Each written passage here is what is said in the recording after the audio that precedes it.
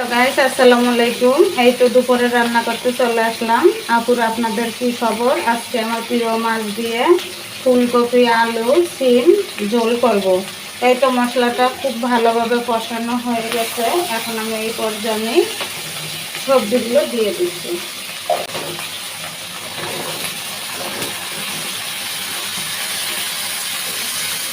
এখন এটাকে কষিয়ে নেব 5 মিনিটের মতো।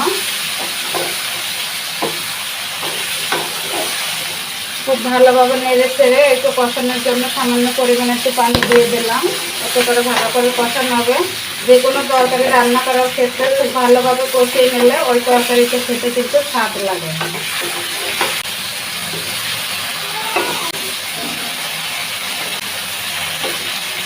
এই তো ঢাকনা দিয়ে ঢেকে এটাকে কষিয়ে নেব প্রায় 10 মিনিটের মতো।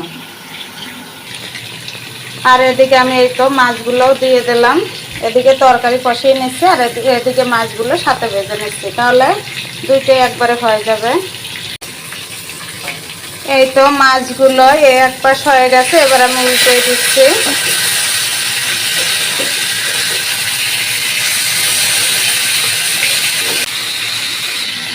এই তো আমার মাছ ভাজাটা হয়ে গেছে, এবার আমি চুলাটা অফ করে দেব।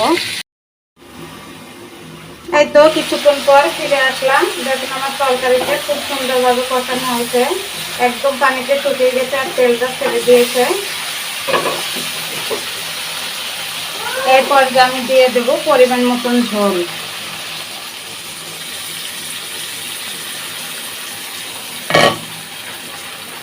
এখন অপেক্ষা করব একটা বলক আসা পর্যন্ত। খুব ভালোভাবে বলক আসে, অপেক্ষা করবো একটা বলক আসা পর্যন্ত। এই তো আবারও ঢাকনা দিয়ে ঢেকে দিলাম। এই তো খুব সুন্দরভাবে বলক এসেছে, এবার আমি মাছগুলো দিয়ে দেব।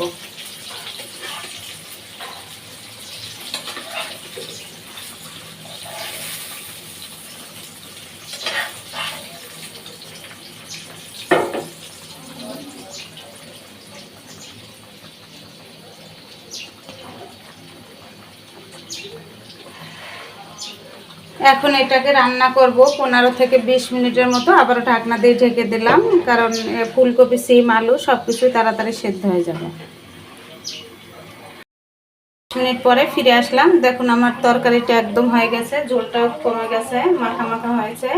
এই পর্যায়ে আমি চুলাটা অফ করে দেবো। আমি এর থেকে বেশি ঝোল কমাবো না। আপনারা কে কে আমার মতো এরকমের ফুলকপি আলু সিম দিয়ে রান্না করেন অবশ্যই কমেন্টস করে জানাবেন। ভিডিওটি যদি ভালো লাগে লাইক কমেন্ট শেয়ার করে পাশে থাকবেন। এই তো এখন চুলাটা আমি অফ করে দিচ্ছি। সবাই ভালো থাকবেন। আল্লাহ হাফেজ।